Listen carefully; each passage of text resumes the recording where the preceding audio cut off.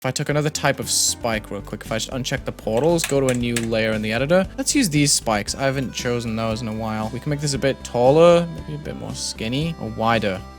Depends. We'll just test it out. We'll give this color channel number 2. It's not very visible. We can crank up the brightness of that, I suppose. Give it group 29. This is going to be its midpoint. So the first movement we place on this object is just going to move it up 3 blocks until it gets to its peak. So we're just going to keep that on 0.5.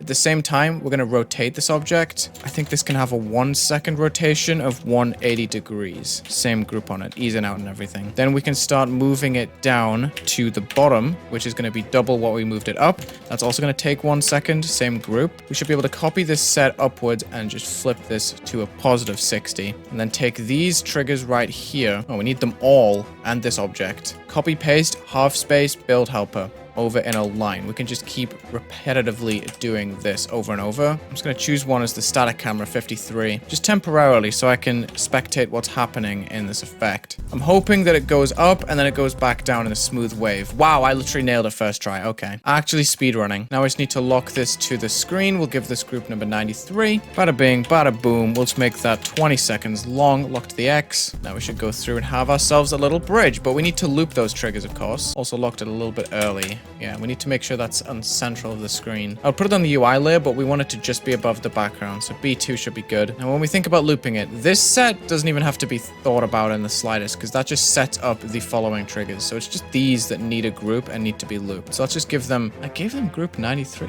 Am I tweaking? Did I mean to do that? I don't know if I did. Oops. I just meant to give these objects group 93. That's the moving group, right? Anyway, we give them group number 94. Make them spawn and multi-triggered. We start the loop here, and then we need the first last trigger, which makes 0 sense. Hope you know what I mean. And we place one right there. So we put 94 on both of these. The first one is just 94 with spawn ordered. This one is going to be 94, spawn ordered, spawn and multi-triggered, and it's going to have its own group. So this starts the loop, and then this one just reactivates from this point, but goes all the way to the end. So it just resets it about halfway through every time. So once the first object has fully looped here, it's going to reset again. We can maybe move it a little bit more to the left. Okay, maybe even further to the left. I'm trying to think about where the smooth loop would be, but let's just move these out of the way. We should have a loop of objects going up and down in a wave. We've pretty much nailed it. The loop is not perfectly timed at all.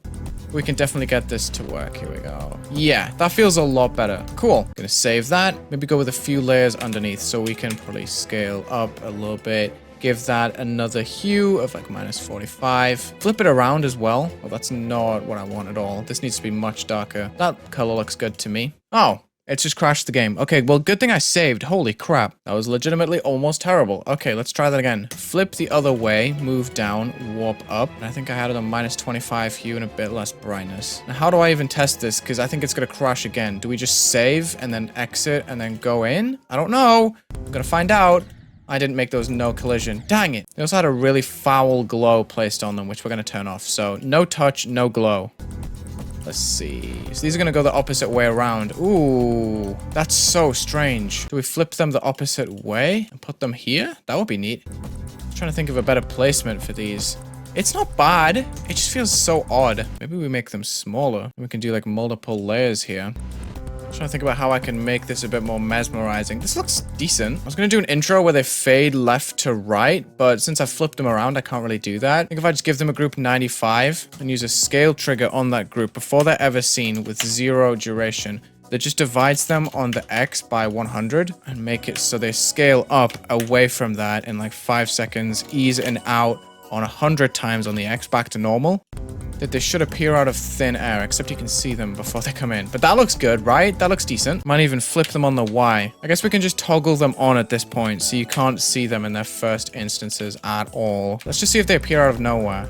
Almost. We can time it better. But look at the flip there. Isn't that sick? I'll just move this a little bit more to the right and make them all spawn after that. Yes, here we go. The transition works now. Just trying to make this more interesting looking, dude. I don't really know how to do that. Just keep saving in case we break the level.